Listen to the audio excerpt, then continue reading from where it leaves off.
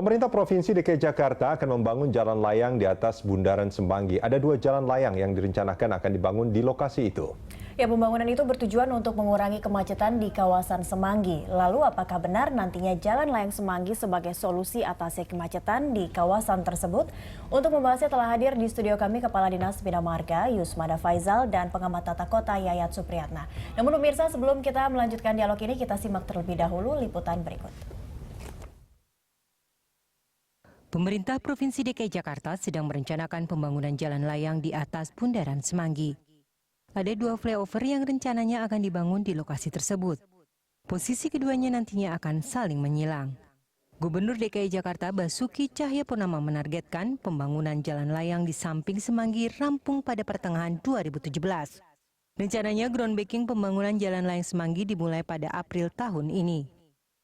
Mungkin udah mulai April mungkin bisa groundbreaking. Kita harapkan pertengahan kalau nggak ada gugat-menggugat, ini swasta lebih gampang.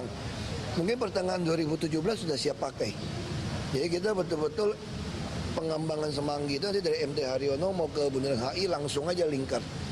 Layang lingkar dari Grogol mau ke Kebayoran Baru juga langsung lingkar aja. Jadi sekarang bentuknya kayak lingkaran. Lingkaran sehingga kupingnya itu yang makanya sedikit.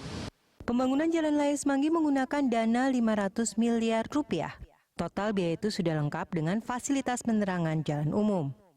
Jalan layang akan dibuat dengan model melingkari bundaran. Apabila dilihat dari udara, Bundaran Semanggi akan terlihat seperti dikelilingi lingkaran.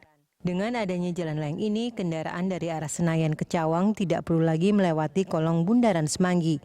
Hal ini juga sama berlaku untuk kendaraan dari Grogol menuju Kebayoran Baru. Ya, kalau kita lihat tadi gambarnya sepertinya memang mungkin akan menjadi solusi ya, karena selama ini mengarah ke di tengah-tengah Semanggi itu selalu jadi pusat kemacetan. Apalagi kalau udah sore ya. Pulang kantor. Nah, saya mau langsung ke Pak Yusmada dulu nih Pak. Ya. Kalau kita bicara soal urgensinya Pak, apa memang itu menjadi satu-satunya solusi untuk memecahkan masalah macet di wilayah itu? Ya, jadi begini, itu kan Semanggi itu adalah simpang susun ya. Ya. Simpang susun sebenarnya semua akses itu udah di cover di sana, lewat di sana. Cuman persoalannya ada weaving, konflik antara yang mau ke kiri dengan yang ke kanan. Jadi kalau contoh saya misalnya kalau kita dari arah Kuningan mau ke Monas, itu di atas sudah konflik dia dari kendaraan yang dari Sudirman mau ke arah Grogol. Ketika dia turun, konflik lagi dengan dari arah Ratu Plaza mau ke Cawang. Ya. Nah, tadi lihat di gambar tadi, tak ada satu lagi gap. Jadi padahal weaving itu saling menjalin ini itu butuh jarak. Ya. Nah, tadi dengan kepadatan yang ada itu kita harus hindarkan itu dengan cara memisah lagi arusnya ini. Yang belok kanan itu tidak lagi lewat bawah. Dia dari langsung ke kiri melayang di atas langsung ke arah Monas dari arah Kuningan itu ya.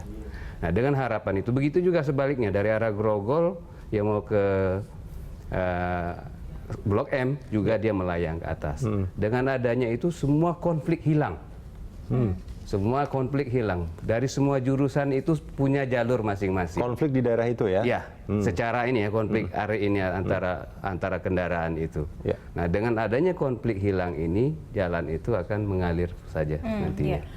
Pak Yayat, kalau melihat bentuknya akan melingkar seperti itu, apakah bentuk melingkar itu sudah menjadi salah satu model yang tepat untuk mengatasi konflik di daerah itu, atau mungkin bahkan mungkin Pak Yayat tidak setuju sebetulnya dengan rencana itu? Rencana itu. Enggak, artinya begini, kita kan tadi ada cross ya, ada persimpangan. Artinya sebetulnya kalau dari utara ke selatan itu kalau yang lurus itu no problem. Yeah.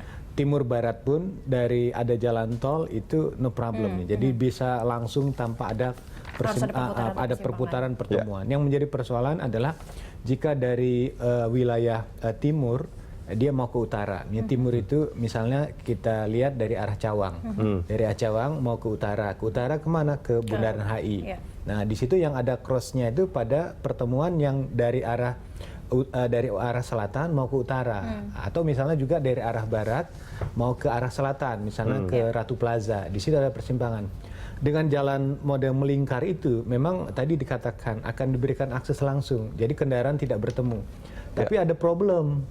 problemnya di situ adalah persoalan adakah ada hambatan atau tidak, hambatan samping kiri kanan. Iya. Di sini yang menjadi masalah kan di situ ada pusat perbelanjaan besar. Iya. Itu pun jadi pusat, Iya. jadi titik kemacetan Titik juga kemacetan, di wilayah simpul situ. kemacetan. Dulu pada waktu pusat kegiatan itu dibangun, mungkin saya agak keras Ya. bersuara pada waktu itu karena di situ in dan out-nya sangat tempat yang sama. berdekatan. Harusnya memang ada akses lain. Nah, di sini yang menjadi pertimbangan adalah bagaimana mempertimbangkan mereka yang dari, misalnya contoh dari wilayah barat, misalnya dari arah Selipi atau Grogol. Tomang ya, dari Grogol itu yang mau masuk ke arah pusat perbelanjaan atau pusat perkantoran tersebut.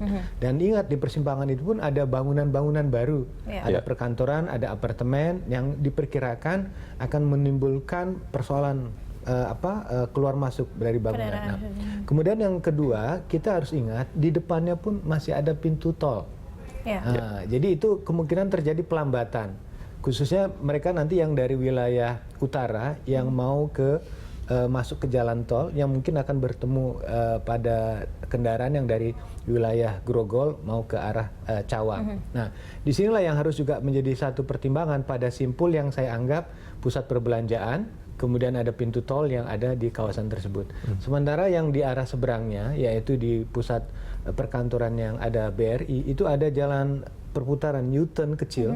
Di situ juga banyak keluar masuk kendaraan. Nah, disinilah yang mungkin perlu kita pertimbangkan bagaimana aspek-aspek hambatan yang ada pada pusat-pusat kegiatan yang ada di sekitar kawasan tersebut. Boleh nggak kalau saya simpulkan sebetulnya menurut Pak Yayat, jalan layang Semanggi yang akan dibangun ini sebetulnya hanya menggeser sedikit saja ke depan simpul-simpul kemacetannya. Nah, ini sebetulnya kalau dari kita yang selama ini misalnya dari arah Cawang keluar dari pintu tol di depan Mapolda tersebut, itu memang ada hambatan karena ada hambatan crossing antara mereka yang dari jalan arteri untuk masuk ke simpang Semanggi. Iya. Di situ ada perpotongan, di situ memang agak menimbulkan koridor. Tapi di sini ada solusi untuk memberikan akses langsung. Ya. Jadi disitulah yang sebetulnya persoalan pengaturan saja. Misalnya mereka yang dari Jalan Gatot Subroto akan ketemu dengan mereka yang keluar dari pintu tol, dari tol di depan Polda, Ya. yang akan memutar masuk ke arah ke AHI. Ya, Walaupun nanti sudah ada ini, di situ hanya pengaturan bagaimana tidak terjadi tubrukan antara kendaraan di dalamnya. Pengaturan seperti apa Pak Yayat yang Nah, dimaksud? di Kan sini sebetulnya itu solusi yang ditawarkan adalah dengan jalan Sebetulnya layang betul, tadi. cuman kita harus memperhatikan bahwa volume kendaraan yang keluar dari arah pintu tol yang di depan Mapolda itu akan langsung naik ke lingkar Semangginya. Semanggi. Ya. Sementara dari Gatot Subroto ada kendaraan yang akan lurus ke arah Tomang atau ke arah Grogol. Di situ mungkin agak sedikit hanya pengaturan saja. Seperti kita ketahui selama ini banyak juga kendaraan yang keluar dari jalan tol itu yang akan ke arah Ratu Plaza atau ke jalan Sudirman itu berpetongan karena di depan Mapolda pun ada halte. Iya, Nah, ada di halte situ dan juga ada pintu keluar juga ada dari pintu kawasan keluarnya. SCBD seperti itu. Jadi mungkin kita lihat perlukah dilakukan pergeseran? Karena yang menarik lagi, memang perlu kita cermati bahwa di belakang Pampolda itu ada pusat kegiatan besar. Ya. Ya. Jadi di situ ada CBD, Central Business District yang cukup besar, yang pagi dan sore hari juga padat. Nah, memang yang menjadi tantangan kita adalah bagaimana mengatur flow atau pergerakan kendaraan dari sentra-sentra kegiatan ekonomi utama yang ada di belakang Mapolda tersebut, diatur sistem keluarnya sehingga tidak terjadi perpotongan. Saya lihat misalnya memang ada sedikit konflik ketika sebagian besar kendaraan yang akan keluar dari pusat bisnis CBD Sudirman itu dengan kendaraan yang dari Jalan Gatot Subroto, dan keluar sama tol. dengan kendaraan yang keluar dari jalan tol. Nah, itu ada tiga pertemuan dan itu ada yang memutus lurus ke sana. Nah, disinilah sebetulnya bagaimana sistem pengaturan dari sisi rambunya. Oke. Nah, kalau dari sisi pengaturan tadi memberikan akses langsung, Artinya nggak perlu dibangun jalan layang, tinggal rambu-rambu dan sebetulnya jalan pergeseran layang dibutuhkan. Oke. Nah, saya ini soal ini mengatakan- dibutuhkannya nanti kita lanjutkan di Untuk segmen berikut membantu. nanti Pak Yayat dan Pak Yusmada. Ya.